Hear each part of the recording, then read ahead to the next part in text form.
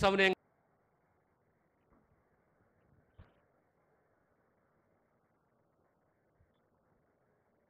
గౌరవ ముఖ్యమంత్రి వర్యులు శ్రీ రేవంత్ రెడ్డి గారికి, గౌరవ వైద్య ఆరోగ్య శాఖ మార్చులు శ్రీ దామోదర్ రాజనరసింహ గారికి, ఇన్ఛార్జ్ మంత్రివర్యులు శ్రీ పొన్నం ప్రభాకర్ గారికి, పెద్దలు ప్రభుత్వ సలహాదారు శ్రీ కేశవరావు గారికి, మరో ప్రభుత్వ సలహాదారులు వేం నరేందర్ రెడ్డి గారికి, శాసన మండలి సభ్యులు వెంకట్ గారికి, శాసన సభ్యులు రామచంద్ర నాయక్ గారికి, మాజీ మంత్రివర్యులు శాసనసభ్యులు మిత్రులు నాగేందర్ గారికి, మరో శాసనసభ్యులు నాగరాజు గారికి, మరో శాసనసభ్యులు మురళీ నాయక్ గారికి, వేములవాడ శాసనసభ్యులకి, ఇంకా వేదిక మీద ఉన్నటువంటి ఇతర కార్పొరేషన్ చైర్మన్లకి, మిగతా మిత్రులకి, ముఖ్యంగా రాష్ట్ర ప్రభుత్వం సంవత్సర కాలం పూర్తి చేసుకున్నటువంటి సందర్భంలో పెద్ద ఎత్తున రాష్ట్రంలో ఉన్నటువంటి నిరుద్యోగ యువతి యువకుల కోసం ఉద్యోగ నియామకాలు చేపట్టి వారందరి కలలు నిజం చేయటం కోసం చేస్తున్న కార్యక్రమంలో భాగంగా ఈనాడు ప్రభుత్వ ఉద్యోగ నియామకాలు పత్రాలు తీసుకుంటున్నటువంటి దాదాపు 466 మంది సివిల్ అసిస్టెంట్ సర్జన్స్కి మరియు ఫుడ్ సేఫ్టీ ఆఫీసర్స్కి, అట్లాగే రాష్ట్ర ప్రభుత్వం యావత్తూ కూడా ప్రభుత్వం దృష్టి సారించి వైద్య ఆరోగ్య శాఖ ద్వారా అనేక రకాలైనటువంటి సదుపాయాలు పొందుతున్నటువంటి స్నేహితులందరికీ కూడా ముందుగా నా హృదయపూర్వకమైనటువంటి నమస్కారాలు. స్నేహితులారా, దామోదర్ రాజనరసింహ గారి ఆధ్వర్యంలో ఉన్నటువంటి ఈ శాఖ బడుగు బలహీన వర్గాలే కాకుండా మధ్యతరగతి కుటుంబాల అవసరాలను కూడా తీర్చడం కోసం వైద్యం మీద ప్రత్యేక దృష్టి సారించి ముఖ్యమంత్రి గారు ప్రతి నెల ఎప్పటికప్పుడు ఖర్చులు నిమిస్తూ ఆదేశాలు ఇస్తూ ఉంటే ఆర్థిక శాఖ చూస్తున్న మేము నిధులు విడుదల చేసుకుంటూ ముందుకు పోతా ఉన్నాం. వారిద్దరు కూడా మిగతా శాఖలకి సంబంధించిన నిధులు కొంత 1-2 రోజులు ఆలస్యమైనా ప్రజా ఆరోగ్యానికి సంబంధించిన నిధులు మాత్రం ఒక్కరోజు కూడా ఆలస్యం కావటానికి వీల్లేదని చెప్పి ఈ ప్రభుత్వం ఏర్పడిన దగ్గర నుంచి ప్రతి నెల టంచనగా నిధులు రిలీజ్ చేస్తూ వైద్య శాఖ పైన ప్రత్యేక దృష్టి సారించి ముందుకు పోతుందని చెప్పడానికి నేను చాలా సంతోషిస్తూ ఉన్నాను. గ్రామీణ ప్రాంతం నుంచి వచ్చినటువంటి వ్యక్తిగా ప్రభుత్వ వైద్యశాలల్లో వైద్యాలు చేపించుకునేటువంటి ప్రజల కష్టసుఖాలు తెలిసినటువంటి వ్యక్తిగా ఈ ప్రభుత్వం చేస్తున్నటువంటి నిర్ణయాల్ని నిజంగా పేద ప్రజలు, మధ్యతరగతి కుటుంబాలు, గ్రామీణ ప్రాంత ప్రజలందరూ కూడా మనస్ఫూర్తిగా ఆహ్వానించడమే కాకుండా అభినందించాల్సినటువంటి అవసరం కూడా ఉందని నేను చాలా స్పష్టంగా భావిస్తూ ఉన్నాను. ఎందుకనంటే గ్రామీణ ప్రాంతాల్లో కానీ, పేదవాళ్ళు కానీ, మధ్యతరగతి కుటుంబాలకు సంబంధించినటువంటి వాళ్ళు కానీ, ఆయా కుటుంబాల్లో ఏదైనా అనారోగ్యానికి గురైతే వైద్యం చేపిస్తే బతుకుతాడని తెలిసి కూడా చేపించలేనటువంటి స్తోమత వాళ్ళకి అనుకూలించకపోవటం వల్ల ఆ చెట్టుకో పుట్టకో దండం పెడుతూ ఆ దేవుడు నువ్వే రక్షించాలని నేను వైద్యం చేపించలేకపోతా ఉన్నాను, చేపిస్తే బతుకుతాడని తెలిసి కానీ నా దగ్గర ఆర్థిక సదుపాయం లేదని చెప్పి ఆ చెట్టుకో పుట్టకో దండం పెట్టేటువంటి పరిస్థితుల నుంచి ఏం ఇబ్బంది పడాల్సిన అవసరం లేదు. సంవత్సరానికి 10 లక్షల రూపాయల వరకు అయినా సరే, ఖర్చు అయినా సరే, రాజీవ్ ఆరోగ్యశ్రీ ద్వారా మేము వైద్యం చేపించి నేను బతికించుకోగలం అనే నమ్మకాన్ని ఈ రాష్ట్ర ప్రభుత్వం అధికారంలోకి రాగానే 10 లక్షల వరకు రాజీవ్ ఆరోగ్యశ్రీ కార్యక్రమాన్ని పెంచి అమలు చేస్తూ ముందుకు పోతూ ఉన్నాం. అందుకే ఈరోజు రాష్ట్రంలో ఉన్నటువంటి పేద మధ్యతరగతి కుటుంబాలకు సంబంధించినటువంటి వాళ్ళందరూ కూడా చాలా సంతోషంగా ధైర్యంగా కూడా జీవించగలుగుతూ ఉన్నారు. దానితోడు ప్రభుత్వానికి సంబంధించినటువంటి ఆసుపత్రులన్నింటినీ కూడా ఎక్విప్మెంట్ బాగా ఇచ్చి, మందులు టెన్షన్గా ఇచ్చి, అక్కడ పనిచేస్తున్నటువంటి వైద్యులకు జీతాలు ఇచ్చి, పనిచేస్తున్నటువంటి పోస్ట్ గ్రాడ్యుయేట్ స్టూడెంట్స్కి స్టైఫండ్ కూడా ఇస్తూ ఈ ప్రభుత్వం వైద్యం మీద ప్రత్యేక దృష్టి సారించి ముందుకు పోతుంది అని చెప్పడానికి సంతోషించడే కాదు, గర్విస్తూ ఉన్నాం. ఈరోజు ఒక్కటేసారి దాదాపు 250 అంబులెన్సులు ఫ్లాగ్ ఆఫ్ చేసి రాష్ట్ర అవసరాల కోసం ఈరోజు ముఖ్యమంత్రి గారు ఫ్లాగ్ ఆఫ్ చేసి పంపించారు. గత 10 ఏళ్ళు ఆరోగ్యశ్రీని పట్టించుకోలే, ప్రభుత్వ దవాఖాలని పట్టించుకోలే, మందుల బిల్లులను పట్టించుకోలే, హాస్పిటల్లో రిక్రూట్మెంట్ చేయలే, డాక్టర్ రిక్రూట్మెంట్ గురించి ఆలోచన చేయలే, నర్సింగ్ స్టాఫ్ గురించి ఆలోచన చేయలేదు. ఏమీ చేయకుండా ప్రజా వైద్యాన్ని గాలికి వదిలేసినటువంటి టీఆర్ఎస్ పార్టీ 10 సంవత్సరాలు పరిపాలన చేసి ఈరోజు తగుదనమ్మ అని బజారు రోడ్డు మీదకి వచ్చి అడ్డగోలుగా మాట్లాడుతూ ఉన్నారు. నేను అడుగుతా ఉన్నాను, మీరు దాదాపు 10 సంవత్సరాలు ఈ రాష్ట్రాన్ని పరిపాలన చేశారు. ఇంకో ఆయన భారతీయ జనతా పార్టీ పేరు మీద కేంద్రంలో 10 సంవత్సరాలు పైబడి పరిపాలన చేసుకుంటూ వచ్చారు. కేవలం పట్టుమని 1 సంవత్సరం కూడా మేము పూర్తి చేసుకోలేదు. ఈ సంవత్సర కాలంలోనే దాదాపు 6 నెలలు పార్లమెంట్ ఎన్నికల పేరు మీద, లేకపోతే ఇంకో ఎలక్షన్ కోడ్ మీదనే అయిపోయింది.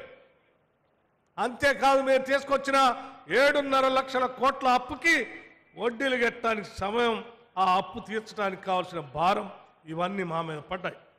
అయినా కూడా ఎక్కడా వెరవకుండా ప్రజల కోసం పనిచేయాలనే ఆలోచనతో ఈ రాష్ట్ర ప్రభుత్వం ముందుకు పోతూ ఉంటే చూసి తట్టుకోలేక, సంవత్సరం కూడా అధికారం లేకుండా ఉండలేక రోడ్డు మీదకి వచ్చి అడ్డగోలుగా మాట్లాడుతూ ఉన్నారు.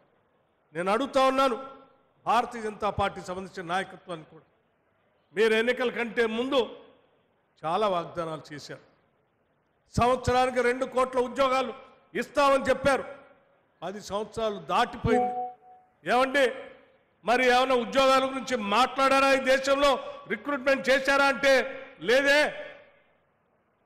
నేను మీ అందరికీ తెలిసిందే, డిమానిటైజేషన్ అప్పుడు కేవలం 3 నెలల్లో ఈ డిమానిటైజేషన్ ద్వారా వచ్చేటువంటి ఫలితాలు నేను ప్రజలకు చూపిస్తాను, మీరు ఓపిక పట్టండి అన్నాడు.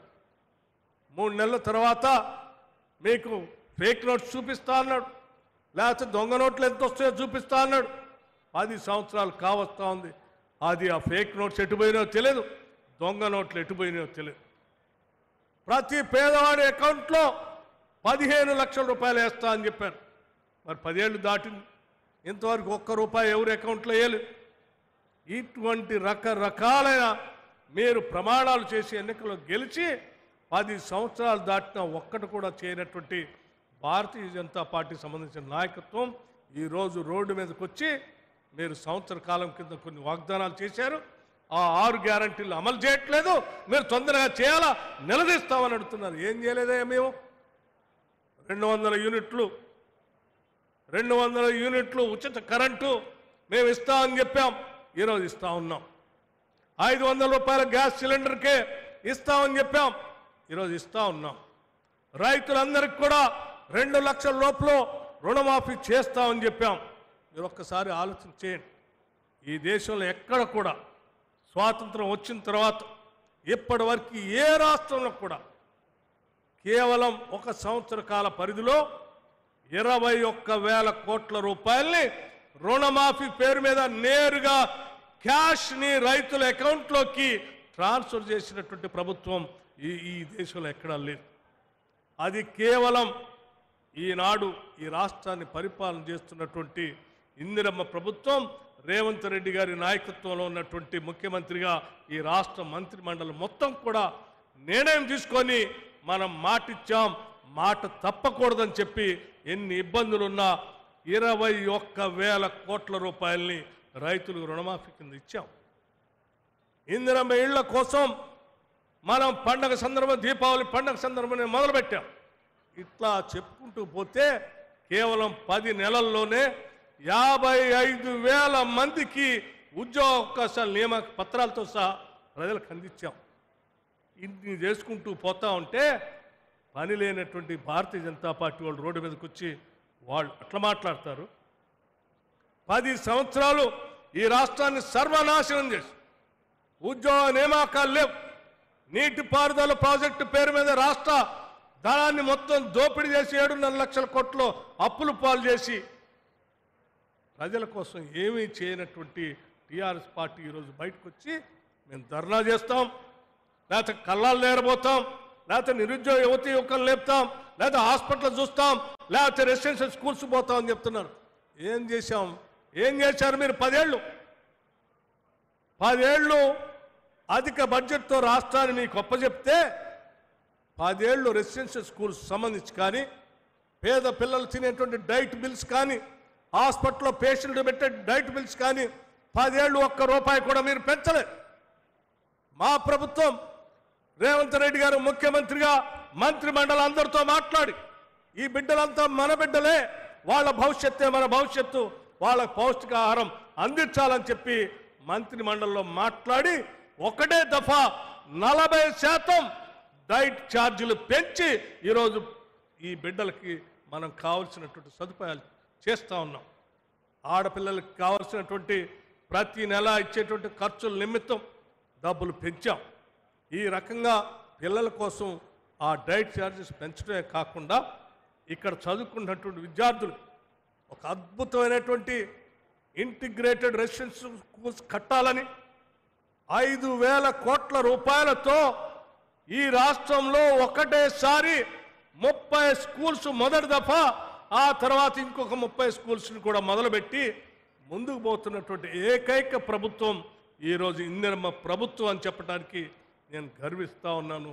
ఒక మారుమూల ప్రాంతం నుంచి, గ్రామీణ ప్రాంతం నుంచి వచ్చినటువంటి వ్యక్తిగా ఇటు విద్యార్థుల కోసం వాళ్ళ చదువు కోసం నిధులు వెచ్చిస్తూ, చదువుకున్నటువంటి వాళ్ళకి ఉద్యోగ అవకాశాలు కల్పిస్తూ, ఉన్న ప్రజలకు వైద్య అవకాశాలు కల్పిస్తూ, పంటలు పండించే రైతాంగానికి 21,000 కోట్లు వాళ్ళకి రుణం మాఫీ చేస్తూ, ఇక్కడ పరిశ్రమలు రావటం కోసం కావలసిన ఏర్పాట్లన్నీ చేసుకుంటూ హైదరాబాద్ నగరాన్ని విశ్వ నగరంగా మార్చడానికి ఒక్క హైదరాబాద్ నగరానికే 10,000 కోట్ల రూపాయలు వెచ్చించి ఈరోజు ముందుకు పోతూ ఉన్నాం.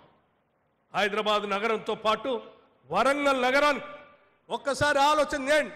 ప్రతి సందర్భంలో మీరు కాకతీయుల చరిత్ర గురించి గొప్పగా చెప్పుకొని వాళ్ళ పేరు మీద మీరు బతికారు. ఏమయ్యా వరంగల్ పట్టణానికి రూపాయి ఏమైనా ఖర్చు పెట్టావా? గత 15 రోజుల క్రితం ఈ మంత్రి మండలి మొత్తం వరంగల్ పట్టణానికి వెళ్ళి దాదాపు 6,000 కోట్ల రూపాయల్ని ఒక్క వరంగల్ నగరాన్ని అభివృద్ధి చేయడం కోసం ఆడ ప్రారంభోత్సవ కార్యక్రమాల్ని, పునాదు కార్యక్రమాల్ని వేసొచ్చినటువంటి ఘనత ఈ రాష్ట్ర ప్రభుత్వానిదని చెప్పి ఈ సందర్భంగా మనవి చేస్తూ, ఈ రాష్ట్రాన్ని అభివృద్ధి చేయటం, చేసే విధానాన్ని చూడటం తట్టుకోలేక, ఆ ఇళ్లలో పడుకోలేక, రేపు అసలు ఏమి అగమ్య గోచరంగా ఉన్నటువంటి వాళ్ళ జీవితం ఏమైపోతున్నటువంటి ఆందోళనతో బజారును పడి ప్రజలను రెచ్చగొట్టి ఆ ప్రజల్లోంచి కొంత సానుభూతి పొంది రాజకీయంగా బతకాలనే ప్రయత్నం చేస్తూ ఉన్నారు. ఇది మంచిది కాదని చెప్పి చాలా స్పష్టంగా చెప్తూ, ఈ ప్రభుత్వం మీరు కానీ భారతీయ జనతా పార్టీగా అడ్డగోలుగా రోడ్డు మీదకి వచ్చి ప్రజలను రెచ్చగొట్టడం కోసం ప్రయత్నం చేస్తే ఈ ప్రభుత్వం చూస్తూ ఊరుకోవటానికి కూడా సిద్ధంగా లేదు. ప్రజల పక్షాన్ని నిలబెడతాం, పైసా పోగేస్తాం, ప్రజల కోసం ఖర్చు పెడతాం. వారి అభివృద్ధి కోసమే ఈ రాష్ట్ర ప్రభుత్వం అడుగులు ముందుకేసి పోతుందని కూడా ఈ సందర్భంగా మనవి చేస్తూ, వైద్యాన్ని, విద్యని ఈ రాష్ట్ర ప్రభుత్వానికి 2 కళ్ళు లాంటి వాటి కోసం అత్యధిక నిధులు కేటాయిస్తామని కూడా ఈ సందర్భంగా మీ అందరికీ మనవి చేస్తూ, Bharatiya Janata party, TRS party రెండింటిని కూడా ఈ రాష్ట్రానికి దూరంగా ఉంచితేనే ఈ రాష్ట్ర భవిష్యత్తు కూడా బాగుపడుతుందని చెప్పి మీ అందరికీ నేను సవినయంగా మనవి చేస్తూ సెలవు తీసుకుంటున్నాను. జై హింద్. ధన్యవాదాలు sir. Active participation of people డెమోక్రసీకి ప్రాణం కదా. ఓ ప్రశ్న అడుగుతా, సమాధానం చెప్పండి.